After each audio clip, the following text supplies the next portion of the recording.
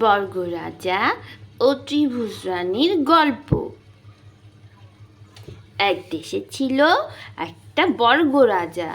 বর্গরাজার সব কিছু চারকোনা, কানগুলো চারকোনা, মাথার মুকুটটাও চারকোনা, বসতো একটা চারকোনা চেয়ারে।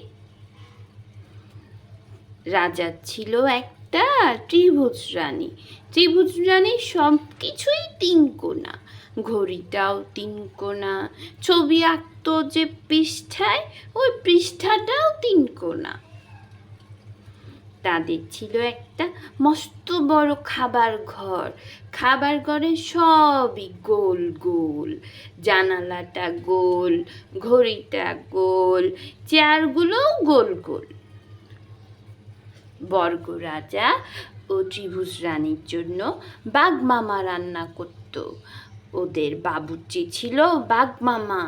বাঘমামা সারাদিন রান্না করতো আর রান্না করতো আর চিন্তা করতো কি রান্না করা যায়, কি রান্না করলে চারকোনা রাজা মন ভালো হবে। রানীর জন্য কি রান্না করব?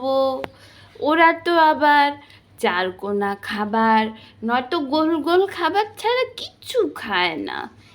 ইস, কি জ্বালায় পড়লাম।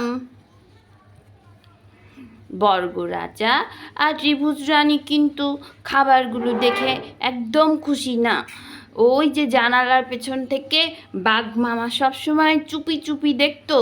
বর্গরাজা আর ত্রিভুজ রানী খাবারগুলো একদম পছন্দ করতো না, একটু করে খেত, একদম ভালো মতো খেত না।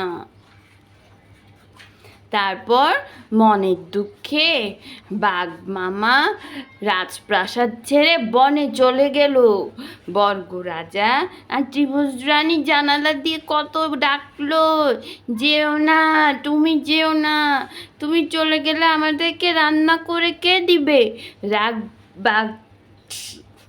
বাঘমামা তখন রাগ করে মনে মনে বলল, আমি রান্না করলেও তো ওরা খায় না, শুধু শুধু আমি কেন ওদের সাথে থাকবো?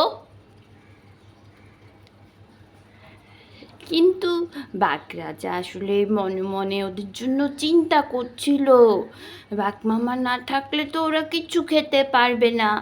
সেই ভেবে বাঘমামা একদিন একটা বড় পাতিলে করে অনেকগুলো রসগোল্লা নিয়ে আবার রাজা রানীর সাথে দেখা করতে আসলো। রাজা রানী তো প্রথমে রসগোল্লা খাবে না, শুধু বলছে, না এসব আমরা খাবো না, আমরা তো গোল গোল আর তিনকোনা ছাড়া কিচ্ছু খাই না। বাঘমামা বলল, আরে খেয়ে দেখো না, এগুলি অনেক মজা, একটা মুখে দিয়েই দেখো প্লিজ।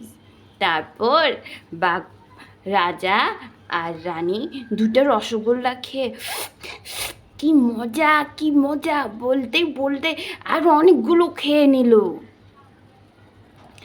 এরপর থেকে বাঘমামা রাজা রানীকে যাই রান্না করে দে তারা ভালো মানুষের মতো, লক্ষ্মী লক্ষ্মী বাবুর মতো সব খেয়ে নেয়। কখনো খাবার নিয়ে চেঁচামেচি করে না, সব খাবার ভালো মজা মজা ভেবে খেয়ে ফেলে।